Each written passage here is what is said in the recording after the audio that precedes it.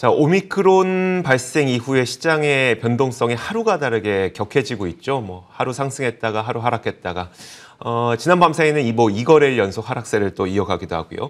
자, 이렇게 변동성이 심해지다 보니까 개별 종목보다는 이제 ETF를 통해서 이런 변동성 장세를 좀 피해가고자 하는 그런 심리가 커질 수밖에 없는 상태입니다. 자, 그래서 오늘은 저희가 그럼 이런 변동성을 좀 피할 수 있는 ETF들 어떤 것들이 있는지 소개해드리도록 하겠습니다. 이분과 함께 할게요. 자, 이베스트 투자증권 해외 주식 영업팀 권준국 주임과 함께 이야기 나눠보도록 하겠습니다. 어서 오세요. 네, 안녕하십니까? 네, 안녕하세요. 자, 먼저 저희가 ETF 소개를 받기 전에 사실 12월 한 달은 아무래도 좀 변동성이 계속 이어지게 될 것 같거든요. 그럼 우리가 남은 12월 동안에 여러 가지 변수들을 먼저 좀 체크해 보면 어떨까요?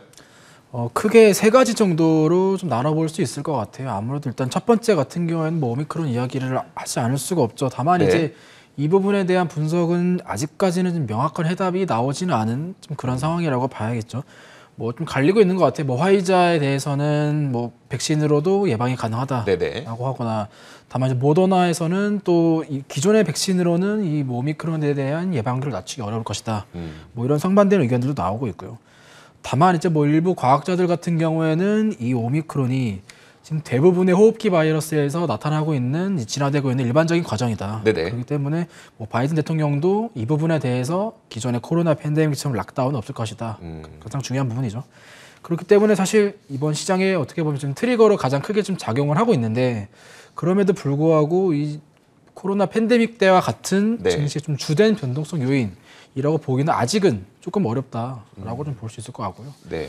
사실 시장에서 제일 큰 요인 아무래도 이 유동성과 관련된 우려라고 좀 봐야 될 것 같습니다. 뭐 이번에 나왔던 것처럼 테이퍼링에 대한 가속화 이 부분이라던가, 뭐 그간에 사실 연준 같은 경우에는 이제 이 인플레이션을 이제 일시적이다라고 네. 봤었는데, 이 부분을 만약에 지속적 인플레이션으로 보고 만약에 향후에 이제 예정되어 있는 금리 인상의 속도까지 네. 영향을 받는다라고 했을 때는 사실 이 부분이 시장에 좀 크게 영향을 미칠 수 있기 때문에 이 부분도 12월 증시의 좀 변동성 요인으로 봐야겠고요. 오히려 오미크론보다는 인플레가 시장에 훨씬 더 큰 변동성을 주고 있는 것 같다는 판단이시네요. 그래서 사실 오미크론은 어떻게 네. 보면 시장에 지금 높은 밸류에이션의 트리거라고 그러니까요. 봐야 될 것 같죠. 네. 울고 싶었는데 뺨을 맞은 격처럼. 정확하죠. 네. 네.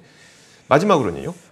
아무래도 일단 지금 실적도 좀 주요하게 봐야 되지 않나 좀 그렇게 보고 있는데, 일단 3분기 실적이 그거다는 이제 뭐 실적 자체는 나쁘지 않게 나왔지만 네네. 피크에 대한 우려감들이 있었고요. 그리고 내년 같은 경우에도 S&P 영업이익이 올해 같은 경우에는 이제 코로나 팬데믹의 기저효과로 사실 상승률이 나쁘지 않았는데, 내년 상반기 같은 경우에는 이제 한 자릿수 증가 네네. 정도가 전망이 되다 보니까 이제 뭐 4분기 실적 발표해야 할 시간이 좀 남았지만 계속적으로 나오는 4분기 가이던스에 대한 실적도 역시 12월 주요 증시의 변수 요인이다라고 좀 말씀을 드리고 싶습니다. 네, 자 그렇다면 이런 변수들이 있기 때문에 12월 한 달은 변동성이 상당히 큰 그런 월간이 되지 않을까라는 우려가 드는 건데요. 자 그렇다면 이런 변동성을 피하기 위한 ETF들 오늘 준비를 해주셨다고 합니다. 첫 번째 ETF부터 한번 볼까요? 어떤 것일까요? 첫 번째는 일단 반려동물, 네. 애완동물 시장에 투자를 할 수 있는 ETF인 PAWZ-POS를 준비를 해봤습니다. 네.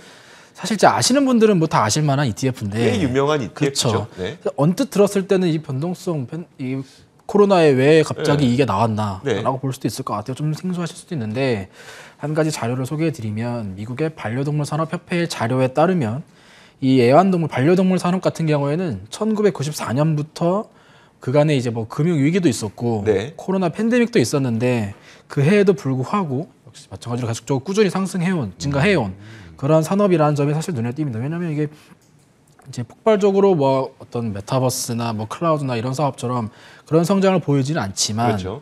어떻게 보면 실물 경기에 상대적으로 좀 덜 영향을 받고 꾸준히 상승하고 있다는 점에서 사실 최근에 이제 증시 변동성이 크고 뭐 불확실성도 심한 이 시장에서는 충분히 좀 주목을 해볼 만한 ETF라고 해가지고 좀 준비해봤습니다. 그러니까요. 뭐 경제 위기가 닥친다고 해서 내가 키우던 개를 안 키울 수는 없으니까요. 그렇죠. 좋습니다. 자 그렇다면 이 포즈라고 하는 ETF에는 어떤 종목들이 좀 포함되어 있는지 이 포즈에 대한 그 ETF 설명을 좀 들어볼까요? 일단 총 33개 정도의 네네. 기업을 담고 있고요. 이 반려동물과 관련된 전반적인 기업들을 다 담고 있다고 보시면 돼요. 뭐 네. 대표적으로 뭐 관련 반려동물용 식품, 사료 뭐 이런 기업들부터 이제 뭐 온라인, 오프라인 유통 기업들, 그다음에 이 동물들에 대한 질병 개발, 진단 키트 뭐 네. 이런 기업들부터 해가지고 관련된 서비스까지 전반적으로 이 반려동물 산업에 포커스를 맞춰서 투자를 할 수 있는 미국 증시에 상장되어 있는 유일한 ETF다라고 볼 수 있을 것 같고요.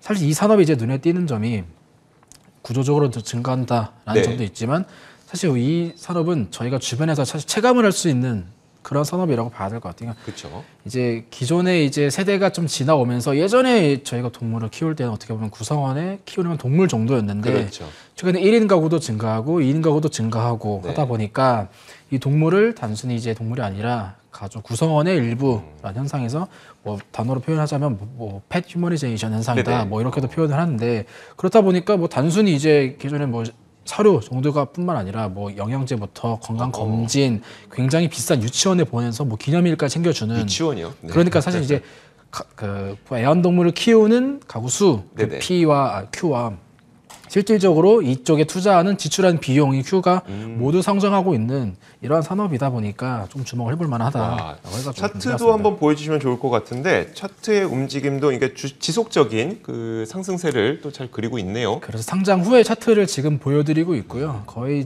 상승률 같은 경우는 뭐 나스닥의 지수 ETF와도 비교해볼 만한 그런 상승률을 보여주고 있고요. 물론 그렇다고 해서 이 포즈 반려동물 ETF가 뭐 시장의 높아진 지금 밸류에이션, 변동성 네. 완전히 이길 수 있다라고 말씀드리는 없습니다만 이 산업 같은 경우는 충분히 P와 Q가 모두 늘어나고 있는 산업이다라는 점이나 뭐 경기 변동에 상대적으로 좀 둔감해서 네. 확실히 좀 불확실성한 시장에서 주목을 해볼 만하다는 점이나 뭐 세대가 지나면서 이렇게 보면 뭐 숫자뿐만 아니라 정성적인 지표들에서도 우리가 인식의 변화가 나타나고 있는 산업이다라는 점에서 좀 말씀을 드렸습니다. 숫자도 늘어나고 가격도 높아지고 있는 게 바로 이제 반려동물 산업이기 때문에 이쪽에 집중해 볼 수 있는 ETF 포즈 저희가 소개를 해드렸고요. 자, 두 번째로는 저는 사실 이거 보고 약간 의외였어요. ARKX를 준비해 주셨는데 그렇죠. 아크인베스트에서 운영하는 우주항공 ETF 말씀하시는 거 맞죠? 맞습니다. 네. 맞습니다. 사실 이제 이 ETF는 어떻게 보면 지금 시장에 가장 좀 크게 노출되어 있는 그런 그러니까요. 산업이다라고 볼 수 있는데 저희가 변동성을 대응할 수 있는 방법이 좀 여러 가지가 있지만 네. 아까 말씀드렸다시피 이 시장과 관계없이 어떻게 보면 좀 둔감하면서 꾸준하게 가는 투자도 있겠지만 이런 변동성을 사실 우리가 뭐 예측하기도 어렵고 저희는 이제 대응을 해야 하는데 이 대응하는 방법 중에 하나가 단기적인 투자가 아닌 굉장히 긴 호흡을 가져가는 투자도 네. 이 변동성을 대응할 수 있는 방법 중에 하나인데 그렇다고 했을 때 굉장히 우리가 길게 꾸준한 성장을 보고 들어갈 수 있는 산업이 어떤 것이 네네. 있냐라는 차원에서 준비해온 ETF가 이 우주항공 ETF인 ARKX라고 보시면 좋을 것 같습니다. 네, 우주항공 ETF라는 사실은 많이들 알고 계시니까 그러면 자세하게 이제 이 ETF가 어떤 구성 종목이며 어떤 특징을 갖고 있는지 좀 설명해 주실까요? 사실 기존의 이제 우주항공 산업 같은 경우에는 네. 이제 국가 주도, 네. 정부 주도의 산업이다 보니까 이 산업이 사실 돈이 되는 사업은 아니었잖아요.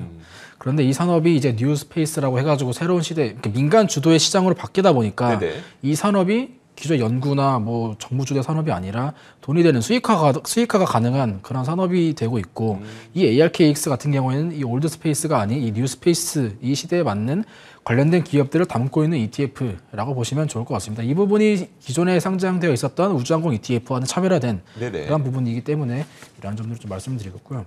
주로 어떤 기업들을 담고 있냐라고 봤을 때는 이 우주항공으로 수혜를 받을 수 있는 기업들에 대한 비중이 한 40% 정도 들어가 있고요. 네네. 뭐 예를 들면 뭐 GPS라던가 뭐 영상 촬영, 드론, 그다음에 뭐 농업이라던가 뭐 무선 인터넷 뭐 이런 정도 그리고 관련된 기술, 뭐 3D 프린터나 뭐 로봇, 인공지능 이런 기업들도 역시 약 30% 정도 담겨져 있고요. 그다음에 가장 중요한 핵심 기술이라고 할 수 있는 인공위성 네네. 자체 기업도 한 20% 정도 이렇게 담겨져 있는 이런 ETF입니다.